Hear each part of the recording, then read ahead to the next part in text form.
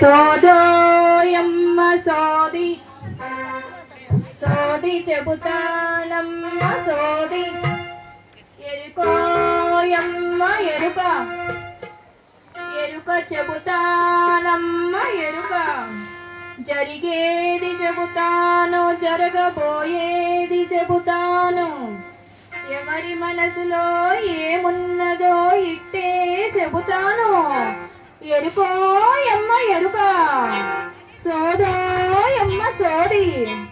మరి ఆకాశరాజు గారు ఆవిడని ఆహ్వానించాలి. ఆకాశరాజు గారు మైక్ ఇవ్వండి.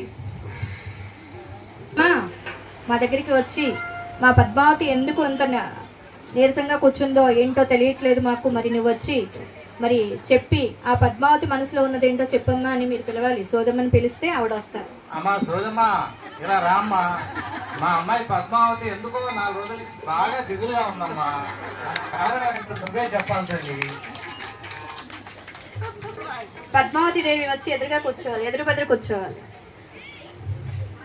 ముందుగా చెప్పేదా, వ్యాధన్నది నీకు లేనే లేదు, మనసుకు ఈ పుట్టిన ప్రేమ జపు, శృంగారవనమున చూసిన పురుషుడు నీ మనసునప్పుడే దోచినాడే తల్లి. 6 అడుగుల అందమైన వాడు నిన్నే కలుస్తూ వచ్చినాడే తల్లి. ముల్లోకాలకు నారాయణుడు నీతో పరిణయమాడి కోరినాడు. రాలుగాయి పిల్ల నీవు రాళ్లతో కొట్టించి పంపినావు, నీ వల్లనే అతడు బాధపడుతూ నిన్నే తలుచుకుంటూ ఉన్నాడే తల్లి. ఆది దేవుడు అతడే కాదా, శ్రీనివాసునిగా వచ్చినాడే తల్లి. నీ పరిణయమే తప్పక జరుగుతుంది, నీ దిగులంతా తీరిపోనే తల్లి.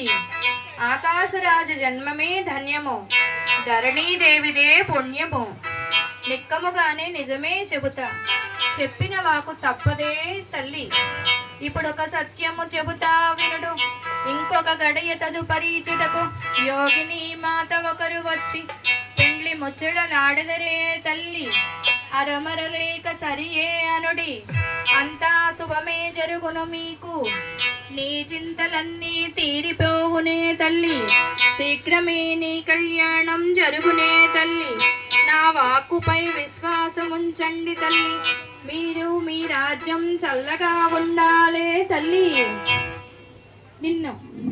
నన్ను ఘనంగా పంపండే తల్లి.